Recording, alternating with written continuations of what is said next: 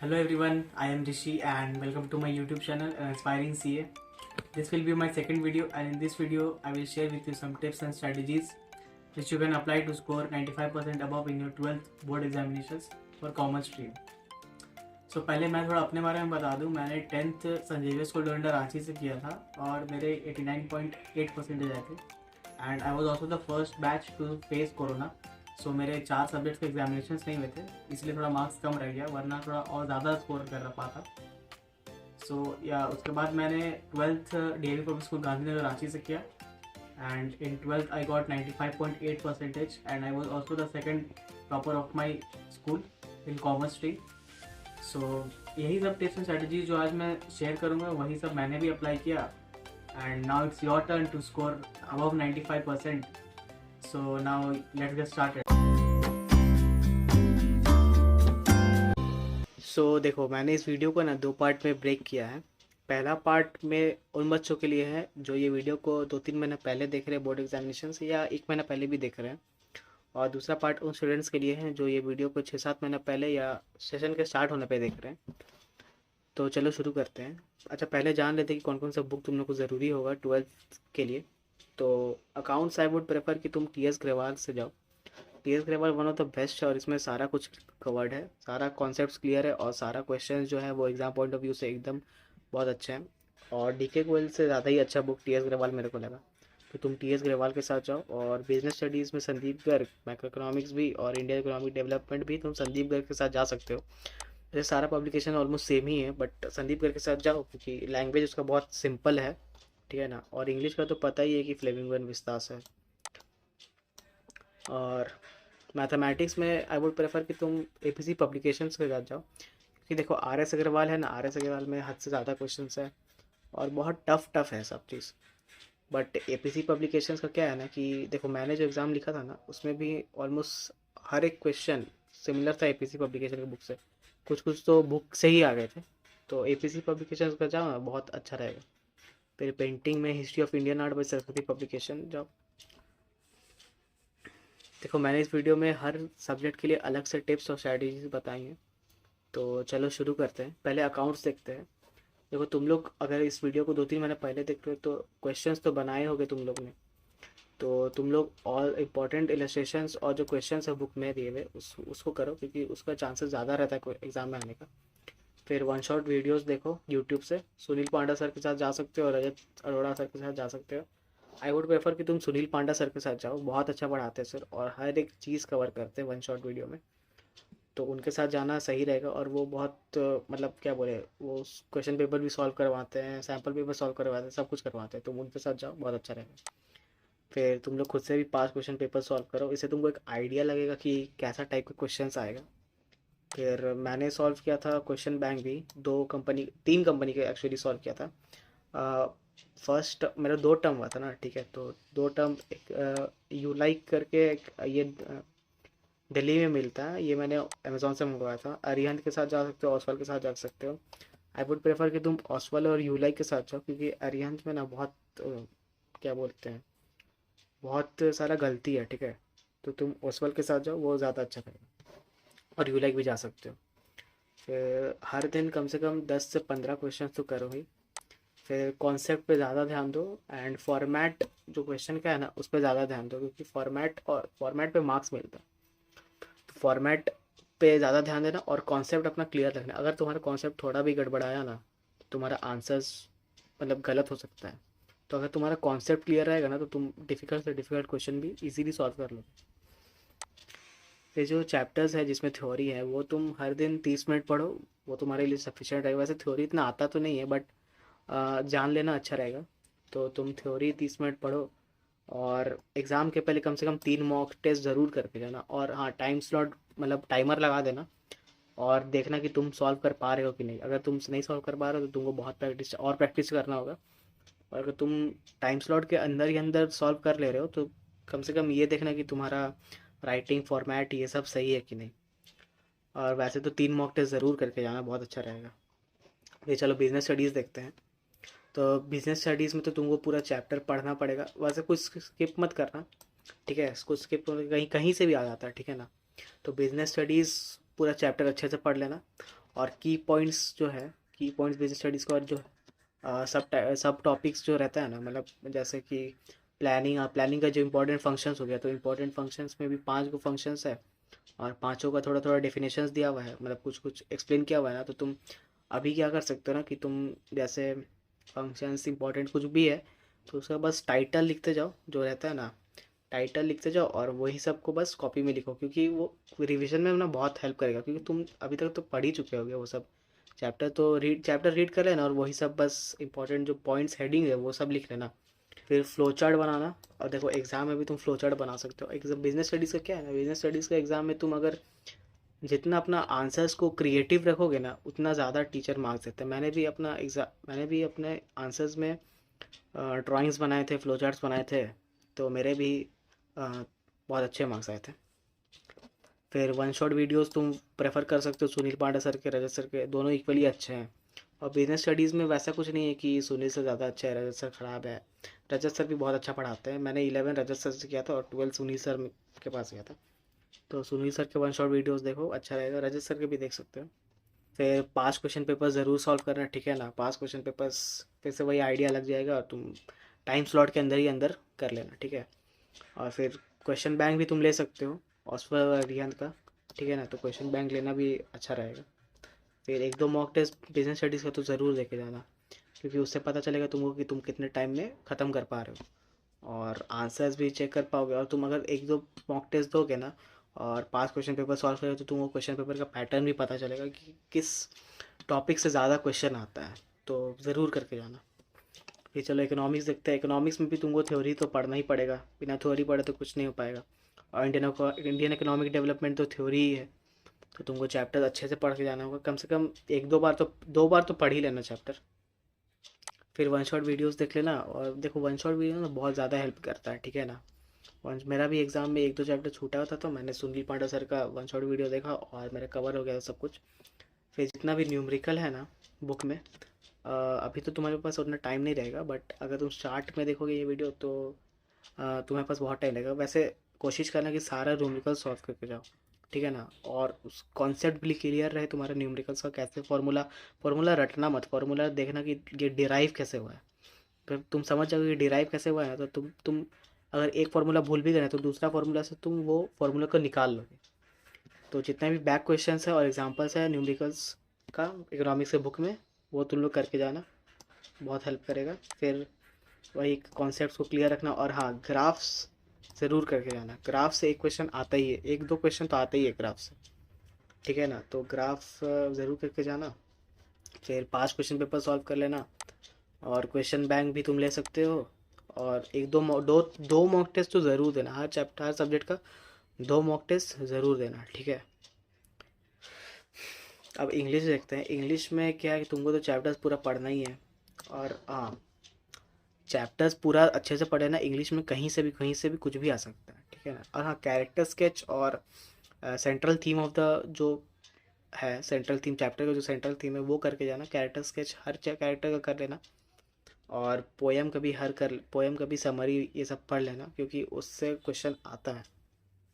और तुम simple language में लिखोगे ना इंग्लिश का आंसर, तो तुमको मार्क्स मिल जाता है। मैंने भी पूरा सिंपल लैंग्वेज में लिखा था, कोई फैंसी वर्ड ये सब वगैरह कुछ नहीं किया था। तो सिंपल रखना आंसर को, बहुत अच्छा रहेगा।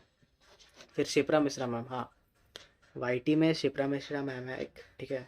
उनका वन शॉट वीडियोस देखना, बहुत अच्छा पढ़ाती है, बहुत सच में बहुत अच्छा पढ़ाती है। आई वुड प्रेफर कि तुम शिप्रा मिश्रा मैम से इंग्लिश पढ़ो। वन शॉट वीडियो देख लेना, सब कुछ समझ में आ जाएगा, ए टू जेड सब समझ में आ जाएगा। फिर हाँ, सबसे पहले इजी पोएम्स कर लेना, उसके बाद डिफ़िकल्ट करना, क्योंकि अगर तुम डिफ़िकल्ट करोगे तो तुमको समझ में नहीं आएगा।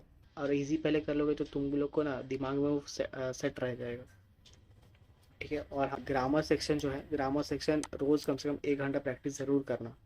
फॉर्मेट्स देख लेना और कॉम्प्रिहेंशन पैसेज और फॉर्मेट्स, लेटर राइटिंग और समरी राइटिंग, नोट मेकिंग, ये सब का ज़रूरी है, ठीक है। क्योंकि अगर तुम एग्ज़ाम के 1-2 दिन पहले करके जाओगे ना, तो शायद तुम्हारा मार्क्स कट सकता है। तो कोशिश करना कि हर दिन कम से कम 1 घंटा भी नहीं तो 30 मिनट तुम लोग ग्रामर को ज़रूर देना। फिर रीडिंग और राइटिंग सेक्शन के लिए तुम लोग का बहुत अच्छा प्रैक्टिस चाहिए। वोकैबुलरी के तुम लोग को स्ट्रॉन्ग होना चाहिए, ठीक है। तो रीडिंग राइटिंग सेक्शन के लिए भी तुम लोग रोज़ प्रैक्टिस करना, कम से कम 30 मिनट प्लीज़। रीडिंग और राइटिंग सेक्शन दोनों में देना 30 मिनट प्लीज़, ठीक है। फिर टाइम मैनेजमेंट, तो मैंने टाइम मैनेजमेंट के लिए क्या कर सकते हो कि तुम लोग मॉक टेस्ट दे लेना, ठीक है, और टाइम स्लॉट के अंदर ही मॉक टेस्ट देना, ठीक है। तब तुम लोगों को क्लियर आइडिया लग जाएगा कि तुम कितने देर में ख़त्म कर रहे हो, तुमको कितना प्रैक्टिस का ज़रूरत है। फिर क्वेश्चन बैंक ऑसवाल का जो है बेस्ट है।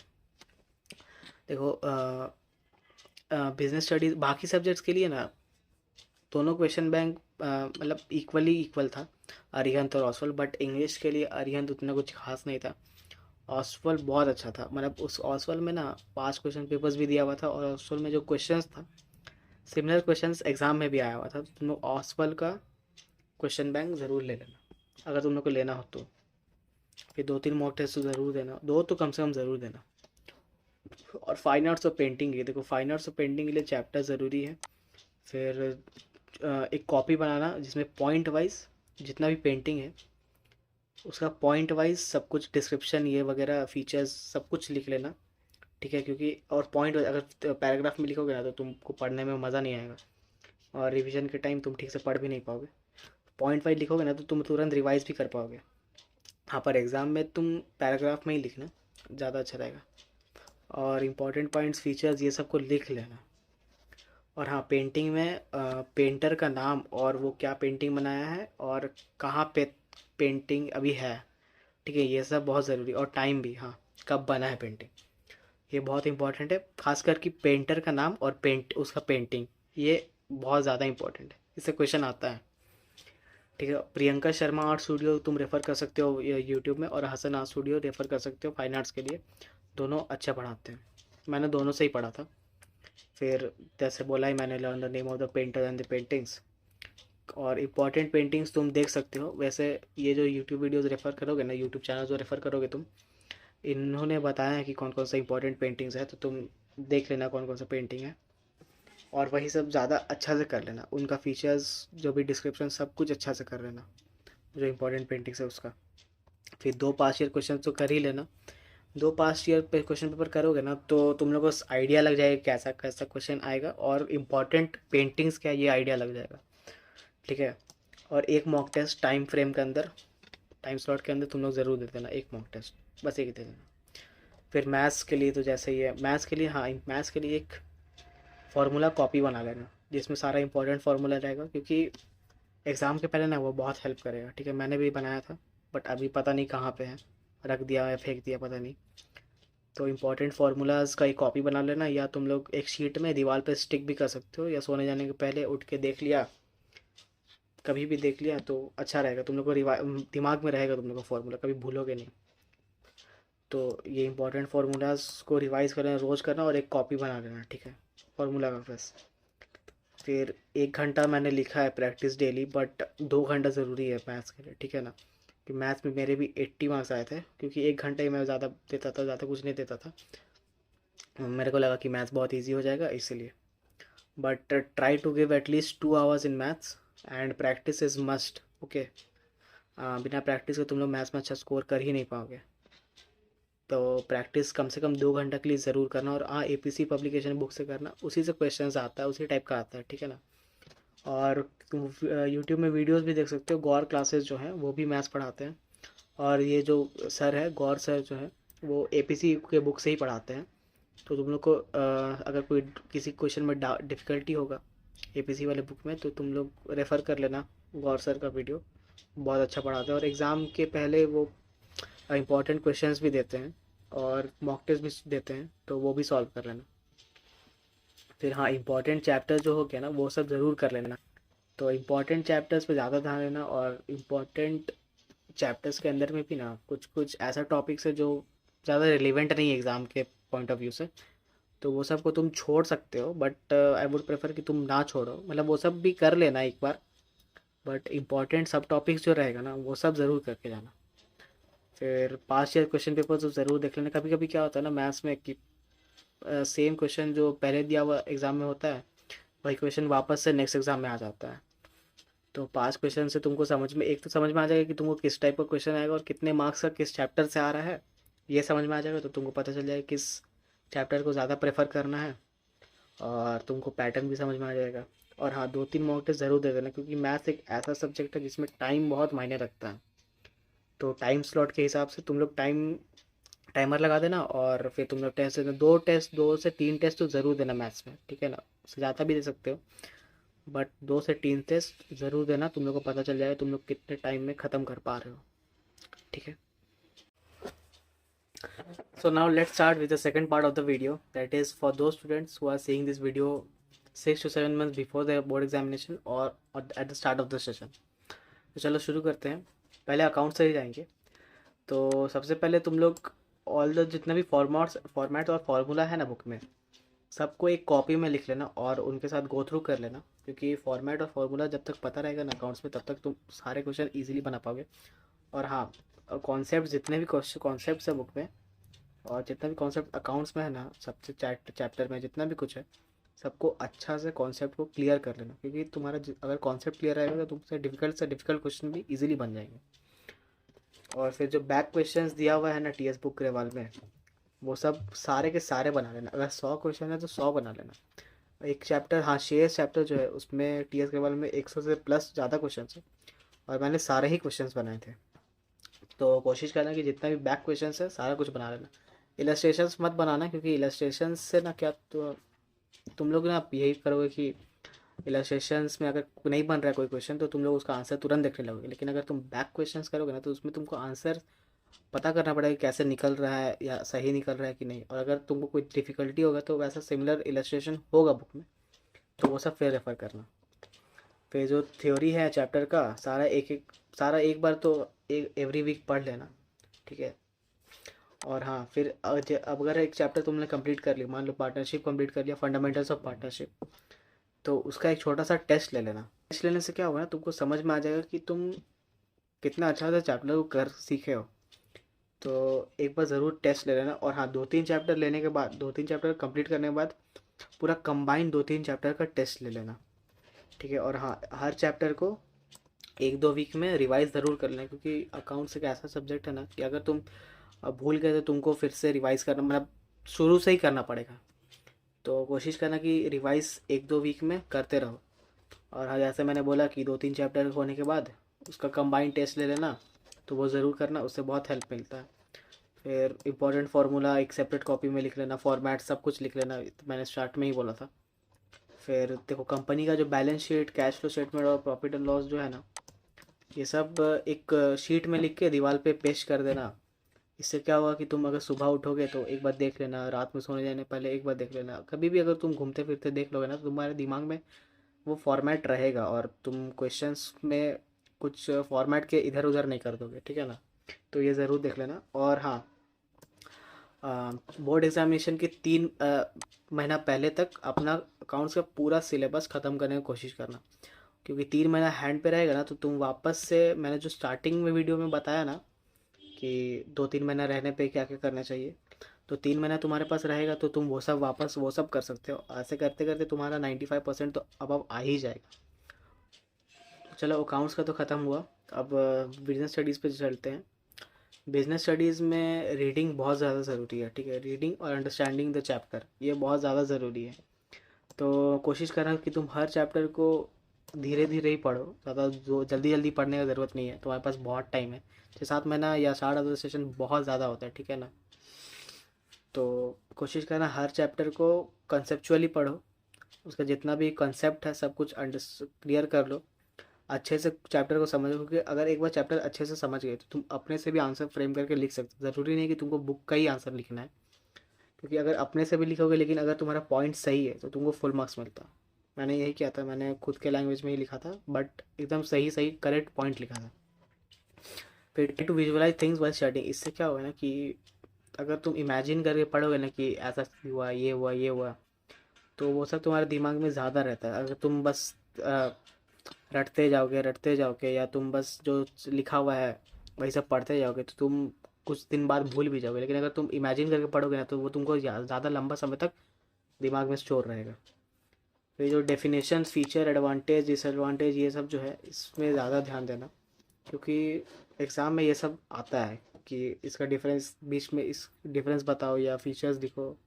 कैरेक्टरिस्टिक्स, ये सब डिसएडवांटेज डिसएडवांटेज ये सब आता है, तो ये सब लिख लेना। और हाँ, एक कॉपी ज़रूर बनाना और पॉइंट वाइज सब कुछ लिखना, ठीक है।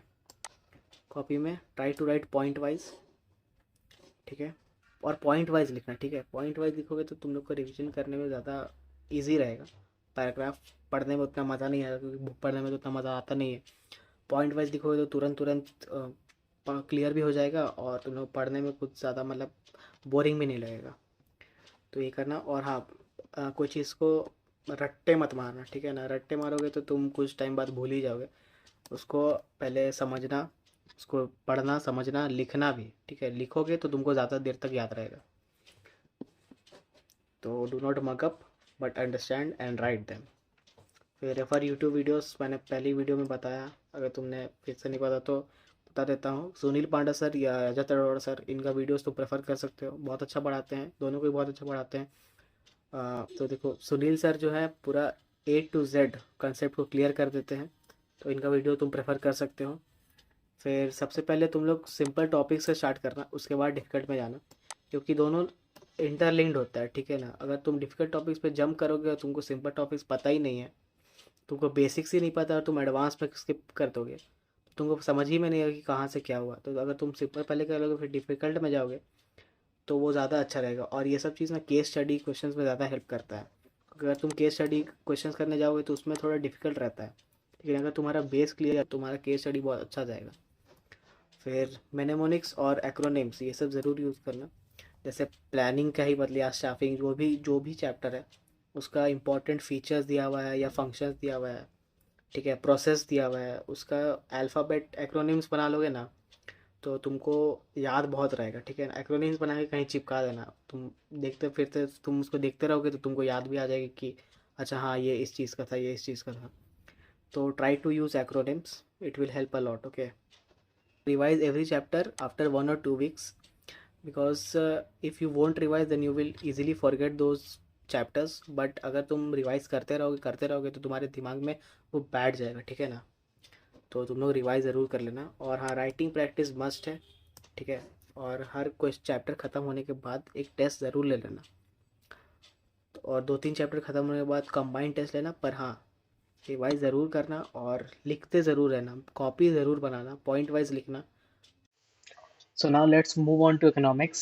फिर इकोनॉमिक्स के लिए भी तुम लोगों का जो थ्योरी चैप्टर्स है उसमें पूरा थॉरो रीडिंग चाहिए, ठीक है। इकोनॉमिक्स से बहुत थ्योरेटिकल क्वेश्चंस आता है, न्यूमेरिकल क्वेश्चंस भी आता है, बट थ्योरी क्वेश्चंस भी वैसा ही टाइप का आता है, डिफिकल्टी आता है। सो थ्योरी इकोनॉमिक्स में भी तुम लोग को बहुत ज़्यादा पढ़ना है थ्योरी, ठीक है। Try to understand the definitions properly. अगर तुम डेफिनेशंस को समझ जाओगे ना तो तुम अपने से भी बना के लिख सकते हो। तो कोशिश करना कि तुम डेफिनेशंस को समझो, ना कि रटो। And then writing practice is very important in economics. और नोट्स ज़रूर बनाना, हर चैप्टर को नोट्स ज़रूर बनाना। फिर इंडियन इकोनॉमी जो है वो, उसको तो ज़रूर अच्छे से पढ़ना। रीडिंग उसमें 3-4 बार तो ज़रूरी है, अगर अच्छा मार्क्स लाना है इंडियन इकोनॉमी में तो, ठीक है ना। और हर चैप्टर को हर सप्ताह रिवाइज कर लेना। और हाँ, नोट ज़रूर बनाए इंडियन इकोनॉमी का। और हाँ, क्वेश्चंस जो दिया हुआ है ना थ्योरी का पीछे में, वो ज़रूर कर लेना, क्योंकि इंडियन इकोनॉमी से बहुत टफ टफ क्वेश्चंस आता है। तो जितना भी डिफरेंस दिया हुआ है बुक में सबको कर लेना, ठीक है। जितना भी डिफरेंस, छोटा से छोटा डिफरेंस भी है और बड़ा से बड़ा डिफरेंस, हर डिफरेंस को कर लेना। और कोशिश करना कि उसका बेसिस तुम अच्छा से कर लो, क्योंकि अगर तुम डिफरेंस ऐसे ही लिख के आ जाओगे और तुम अगर बेसिस नहीं लिखोगे तो तुम्हारा मार्क्स कट सकता है। तो कोशिश करना कि कॉपी में हर डिफरेंस को लिख लो और बेसिस उसका ज़रूर लिख लीजिए। तो कोशिश करना डिफरेंस जितना भी बुक में दिया हुआ है Indian economy plus macro economics सबको कर लेना। फिर theories are supported with the help of tables and graphs.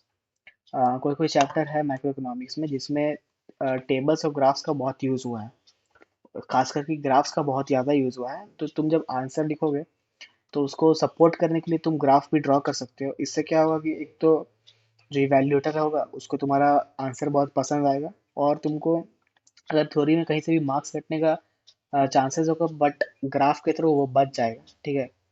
तो मैंने भी कोई कोई आंसर में ग्राफ बनाया था, तो तुम लोग भी ग्राफ्स का यूज़ कर सकते हो, थ्योरी का जो रहेगा उसमें सपोर्ट करने के लिए, आंसर को सपोर्ट करने के लिए तुम लोग ग्राफ भी ड्रॉ कर सकते हो। And regular practice of graphs and tables is very must, क्योंकि ग्राफ्स ना माइक्रोइकोनॉमिक्स में बहुत सारे हैं, तो तुम भूल जाओगे कौन सा ग्राफ किसका है किसका नहीं है। तो कोशिश करना कि एवरी वीक, मतलब डेली तो रेगुलर प्रैक्टिस नहीं भी, पर एवरी वीक तुम लोग ग्राफ को एक बार देख लेना और प्रैक्टिस ज़रूर कर लेना। फिर जो न्यूमेरिकल्स का पार्ट है उसमें फार्मूलाज और उसका डेरिवेशन ये सब अच्छा से कर लेना, क्योंकि अगर तुमको फार्मूला को डिराइव करना आता होगा ना, छोटा से छोटा चीज़ से भी अगर तुम फार्मूला डिराइव करे अपने से, नहीं कि कुछ भी अंदाजे डिराइव कर दिए, बट तुमको एग्जैक्ट उसका डेरिवेशन पता होगा ना कि ऐसे डिराइव कर सकते हो वैसे डिराइव कर सकते हो, तो तुम वो फार्मूला को इजीली खुद भी बना सकते हो। तो कोशिश करना कि तुम फार्मूला याद ना करो बट उसका डेरिवेशन समझ लो और प्रैक्टिस करो, सारा न्यूमेरिकल जितना भी होगा सारा न्यूमेरिकल्स बुक में दिया हुआ सब कुछ प्रैक्टिस करना। फिर prepare a chapter wise formula sheet for quick reference. इससे क्या होगा कि तुम फार्मूला शीट बना के तुम दीवार में पेस्ट कर सकते हो, तुम सुबह शाम जब चाहो तुम देख लो तो तुमको याद भी रहेगा, और एग्जाम के पहले तुम फार्मूला शीट देख के जाओगे तो तुमको अच्छे से याद रहेगा, खोजना नहीं पड़ेगा तुमको बुक में, तुम्हारे लिए एक जगह पे ही सब कुछ रहेगा, तो तुम ये कर लेना। फिर numericals are to be practice daily as a lot of questions come from the numericals. और न्यूमेरिकल्स का वेटेज तो एग्जाम में बहुत ही रहता है, तो कोशिश करना कि एटलीस्ट 10 न्यूमेरिकल्स, 10 से 15 न्यूमेरिकल्स रोज करो, ठीक है ना। रोज करना, एग्जाम्पल्स प्लस बुक के पीछे वाला सबको मिला के। फिर make notes of each chapter on your own, हाँ ये तो मैंने बोला ही, revise them every week, okay. फिर अगर तुमको कहीं पर दिक्कत हो रहा है तो यूट्यूब वीडियोस जरूर रेफर करना, okay. Again Sunil Panda sir is one of the best teacher, उनका वीडियोस तुम आँख मूंद के देख सकते हो। Then take a test of the chapter once you complete it. हर चैप्टर खत्म होने के बाद उसका एक छोटा सा या लंबा सा, जैसा तुमको मन वैसा टेस्ट ले लेना, बट जरूर लेना। And take a combined test of 2-3 chapters once you complete it. So let's move on to English. जैसे कि तुम लोग पता है कि इंग्लिश में तो रीडिंग बहुत ज़रूरी है, तो कोशिश करना हर चैप्टर को तुम लोग 2 से 3 बार ज़रूर रीड कर लेना, और रीड करने के साथ ही साथ चैप्टर भी समझ जाना कि चैप्टर कहना क्या चाहता है, स्टोरी क्या है उसका, क्योंकि अगर तुमको स्टोरी नहीं पता होगा और तुम बस रीड कर लोगे तो तुम लोग आंसर समझ ही सकते हो कि कैसा होने वाला है। तो कोशिश करना चैप्टर रीड करने के साथ साथ चैप्टर समझ भी जाओ। And then understand the central theme and central idea of the chapter and the poem, क्योंकि सेंट्रल आइडिया और सेंट्रल थीम से एक क्वेश्चन ज़रूर आता है, तो कोशिश करना ये दोनों कर लो। फिर इंपॉर्टेंट पॉइंट जितना भी रहेगा वो सब तुम लोग चैप्टर में मार्क कर लेना, या ज़्यादा अच्छा रहेगा कि तुम लोग अगर उसका नोट्स बना लो तो वो ज़्यादा अच्छा रहेगा, क्योंकि फिर एग्ज़ाम के टाइम में अगर तुम लोग बुक पेज पलटते रहोगे, तुम लोग अगर नहीं मिला कुछ छूट गया, इसीलिए अगर तुम नोट्स बनाओगे तो तुम्हारा कुछ छूटेगा भी नहीं, जल्दी से रिवीजन भी हो जाएगा, तो कोशिश करना नोट्स बना लो। फिर समरी चैप्टर का तुम लोग कर लेना, ठीक है। अगर तुमको कोई चैप्टर समझ में नहीं आ रहा है क्या कहना चाहता है तो तुम लोग समरी ज़रूर कर लेना, उससे बहुत फ़ायदा होता है। एंड आई वुड रिकमेंड कि तुम लोग शिप्रा मिश्रा मैम का यूट्यूब चैनल देखो, ठीक है। उसमें जितना भी वीडियोज़ है तुम लोग को बहुत अच्छा से एकदम क्लियर समझ में आ जाएगा मैम क्या बहुत अच्छा से समझाइए चैप्टर को। अगर तुमको चैप्टर थोड़ा भी समझ में नहीं आ रहा है ना, और अगर तुम शिप्रा मिश्रा मैम का वीडियो देखोगे, फिर तुम लोग देख सकते हो तुम लोग इंग्लिश में कितना अच्छा स्कोर करोगे, शिप्रा मिश्रा मैम बहुत अच्छा पढ़ाती है। फिर कैरेक्टर स्केच, जितना भी चैप्टर में कैरेक्टर स्केच दिया हुआ है ना हर कैरेक्टर का, ज़रूर लिख लेना, क्योंकि कैरेक्टर स्केच से भी क्वेश्चन आता है। और पोएम्स में तुम लोग को सेंट्रल आइडिया सेंट्रल थीम मिलेगा, तो ये कैरेक्टर स्केच और सेंट्रल थीम दोनों बहुत ज़्यादा इंपॉर्टेंट है, तो ये सब कर लेना ज़रूर। फिर write the answers which are given in the NCERT books, ठीक है ना। एनसीईआरटी बुक्स में जितना भी क्वेश्चन दिया हुआ है पीछे में चैप्टर खत्म होने के बाद, वो सब ज़रूर कर लेना। और फिर एडिशनल क्वेश्चंस तुम लोग बुक से कर सकते हो, मतलब बुक नहीं इंटरनेट से कर सकते हो, क्वेश्चन बैंक से कर सकते हो। Try to write simple answers and avoid fancy answers, okay. अगर तुम लोग फैंसी वर्ड्स या फैंसी आंसर्स लिखते हो ना एग्जाम में, तो इवेल्यूएटर होता है, कभी कभी उन लोग को समझ में नहीं आता कि क्या लिखे हो क्या नहीं लिखे हो, तो कभी तो उसमें तुम लोग का मार्क्स भी कट सकता है। बट अगर तुम लोग सिंपल आंसर्स लिखोगे ना, तो सिंपल आंसर्स में चांसेस ये रहता है कि फुल मार्क्स मिल जाए या एक मार्क्स कट सकता है, अगर अगर वैसा कुछ नहीं लिखो। बट कोशिश करना सिंपल आंसर्स लिखो और एकदम करेक्ट पॉइंट लिखो, ठीक है। फिर do not leave the reading and writing section for the last moment. देखो रीडिंग या राइटिंग सेक्शन एक ऐसा सेक्शन है जिसमें स्टूडेंट्स प्रेफर करते हैं कि एग्ज़ाम के 1 महीना पहले कर लेंगे तो हो जाएगा, बट ऐसा नहीं है, ठीक है ना। रीडिंग और राइटिंग सेक्शन बहुत ज़्यादा डिफिकल्ट तो नहीं बोलेंगे, बट अगर तुमको अच्छे से नहीं आया तो तुम लोग का मार्क्स वहीं पे ज़्यादा कट सकता है। और रीडिंग राइटिंग सेक्शन ये बहुत ज़्यादा स्कोरिंग होता है, तो कोशिश करना कि तुम लोग डे वन से ही तुम लोग ये सब को प्रैक्टिस करो, ताकि तुम लोग का ये पूरा स्ट्रांग हो जाए और तुम लोग का मार्क्स कटने का कोई भी चांसेस ना रहे इस सेक्शन में। Then practice the formats of the letter writing and summary writing every day, क्योंकि समरी राइटिंग और लेटर राइटिंग का जो फॉर्मेट है, फॉर्मेट पे मार्क्स ज़रूर मिल रहा है। तो कोशिश करना कि तुम लोग लेटर राइटिंग का जो फॉर्मेट है एकदम एक्यूरेट फॉर्मेट पे आंसर्स लिखो, तो तुम लोग का मार्क्स भी नहीं कटेगा। Then practice reading and writing comprehension passages regularly. तो कॉम्प्रिहेंशन पैसेजेस क्या है ना, कि अगर तुम लोग रेगुलर प्रैक्टिस नहीं करोगे तो वहाँ पे जाके तुम कुछ भी आंसर्स लिख दोगे। आप जो कॉम्प्रिहेंशन पैसेज में जो लाइन दिया हुआ है वही तुम लोग कॉपी कर देते हो, उससे क्या चांसेस है कि तुम लोग का मार्क्स कट सकता है। बट अगर तुम लोग कॉम्प्रिहेंशन पैसेजेस को तुम लोग रेगुलर प्रैक्टिस करोगे तो तुम लोगों को समझ में आएगा कैसे आंसर फ्रेम करना है, कैसे आंसर निकालना है पैसेज से। तो अगर तुम लोग जितना ज़्यादा प्रैक्टिस करोगे उतना अच्छा रहेगा। और अरिहंत और ऑसवाल का तुम लोग रेफर कर सकते हो क्वेश्चन बैंक, क्योंकि अरिहंत और ऑसवाल में ऑसवाल जाना, ठीक है। ऑसवाल में क्या है कि जितना भी कॉम्प्रिहेंशन पैसेज है वो सब कभी कभी एग्जाम में आ जाता है। एग्जाम एकदम वही आंसर वही कॉम्प्रिहेंशन पैसेज तो नहीं आता, बट उसी से मिलता जुलता आ जाता है। तो कोशिश करना ऑसवाल का सैम्पल क्वेश्चन बैंक ज़रूर लो और उससे प्रैक्टिस करना। फिर note making requires a lot of practice. Note making में है ना कि तुम लोग अगर एग्ज़ाम के एक सप्ताह पहले या वैसा कुछ करोगे ना तो तुम लोग को बहुत दिक्कत आएगा। दिक्कत तो नहीं, बट तुम लोग कर लोगे, बट तुम लोग का मार्क्स ज़रूर कट जाएगा। और नोट मेकिंग तुम लोग रेगुलर प्रैक्टिस करोगे तो तुम लोग को समझ में आ जाएगा कि एब्रीविएशंस कहाँ यूज़ करना है, किस कहाँ पे कितना पॉइंट्स लिखना है, ये समझ में आ जाएगा, और कहाँ से पॉइंट्स उठाना है। तो ट्राई करना कि तुम लोग नोट मेकिंग का भी रेगुलर प्रैक्टिस करो। और practice essays every week. Essays के लिए तो तुम लोग को वोकेबलरी स्ट्रांग होना चाहिए। बट अगर देखो, और कोशिश करना कि तुम लोग एसेज को ना सिंपल रखना। अगर तुम लोग ज़्यादा फैंसी वर्ड्स यूज़ करोगे ना तो तुम लोग का मार्क्स भी कट सकता है। हाँ, बट तुम लोग ऐसे को कैची लाइन से स्टार्ट ज़रूर कर सकते हो और बीच बीच में कोई कोड्स घुसा दिए। एंड ट्राई करना कि ऐसे जितना भी सिंपल रहे उतना अच्छा है। बीच में कोई कोड डाल दिया या डायलॉग डाल दिया, फिर कैची लाइन से स्टार्ट करना। और हाँ, कंक्लूजन एकदम अच्छा से लिखना, कॉपी मत कर देना। कुछ जो पहले पैराग्राफ में लिखे वही उसी को उठा के मत लिख देना, क्योंकि उसमें भी मार्क्स कट जाता है। तो ट्राई करना कि तुम लोग ऐसे का प्रैक्टिस हर वीक करो, ठीक है। कम से कम एक दो तीन ऐसे तो कम से कम ज़रूर करना हर वीक, ठीक है। इससे तुम लोग का बहुत अच्छा पकड़ हो जाएगा तुम लोग का ऐसे में। फिर revise every chapter every week so that you can remember the chapter well, क्योंकि इंग्लिश में बहुत सारे चैप्टर है, बहुत सारा पॉइंट है जो तुम लोग भूल भी सकते हो। तो कोशिश करना जब जब जैसे जैसे रिवाइज करोगे चैप्टर, जैसे जैसे चैप्टर ख़त्म करोगे वैसे वैसे रिवाइज करते जाना। एंड हाँ, टेस्ट भी ले लेना, ओके। एक चैप्टर ख़त्म होने के बाद उसका टेस्ट ले लेना, दो तीन चैप्टर ख़त्म होने के बाद उसका कंबाइंड टेस्ट ले लेना। ऐसे क्या रहेगा, तुम लोग को रिवीजन भी हो जाएगा, तुम लोग को याद भी रहेगा, और तुम लोग का टाइम मैनेजमेंट भी हो जाएगा, ठीक है। Now let's move on to applied maths. तो अप्लाइड मैथ्स में तो तुम मैथ्स का क्या है ना कि मैथ्स में अगर तुम लोग का प्रैक्टिस ही नहीं रहेगा तो तुम लोग मार्क्स भी स्कोर नहीं कर पाओगे।